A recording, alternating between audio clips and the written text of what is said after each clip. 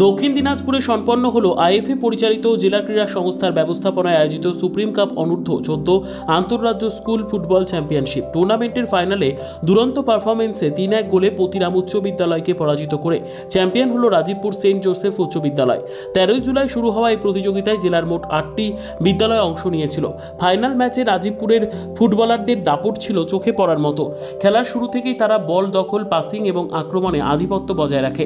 প্রথমার্ধেই সত্যজিৎ মার্ডি ও দেব মুর্মুর জোড়া গোলে দলটি এগিয়ে যায়। দ্বিতীয়ার্ধে প্রতিরামের পক্ষে অভিজিৎ হাঁসদা একটি গোল শোধ করলেও দেব মুর্মুর আরেকটি গোলের জবাব দিতে পারেনি প্রতিরাম শিবির।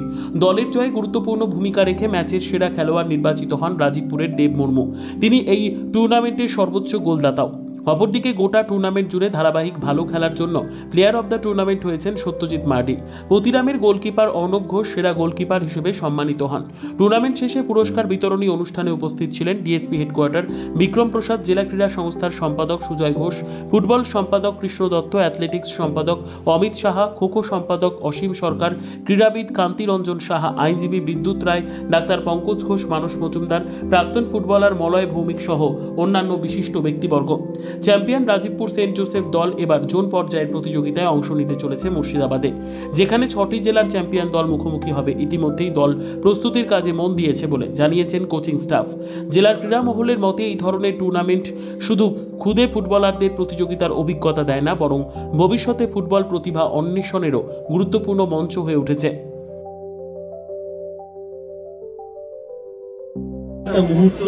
সত্যি কথাই আমরাও গ্রামের ছেলে, আমরাও এই ধরনের ফুটবল ম্যাচ দেখেছি। আজকে অনেকদিন পর এত সুন্দর একটা বর্ষাকালীন মাঠে এত সুন্দর দুটো বাচ্চাদের টিম, তাদের খেলতে দেখে সত্যিই খুব ভালো লাগছে। গতানুগতিক আমাদের কাজ আমরা প্রত্যেকেই করে থাকি, কিন্তু তার বাইরে কিছুটা সময় কাটানো এটা সত্যিই আমাদের কাছে খুব সৌভাগ্যের ব্যাপার। আমি একটাই কথা বলবো, এখানে যে প্লেয়াররা আমার সামনে বসে আছেন তাদেরকে, যে তোমাদের সবে শুরু, এইখান থেকে তোমরা যতদিন খেলবে প্রত্যেকটা খেলায় নিজেদের ইমপ্রুভ করার সুযোগ পাবে। তো যারা আজকে জয়ী দল তাদেরকে আমি অনেক অনেক অভিনন্দন জানাই।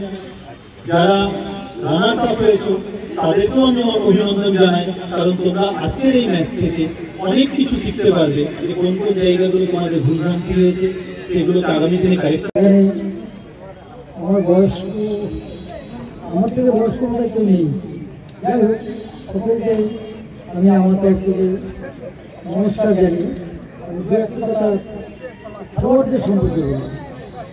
সেটা হচ্ছে, আমি বেশ কয়েকদিন থেকে ভাবছিলাম যে প্রচার মাঠে এত বড় একটা টুর্নামেন্ট হচ্ছে, এই টুর্নামেন্ট আমি দেখতে ডিএসএল লিগ ফেন্সিংয়ের মাঠে হচ্ছে। ব্যুরো রিপোর্ট, উত্তর বাংলা সংবাদ।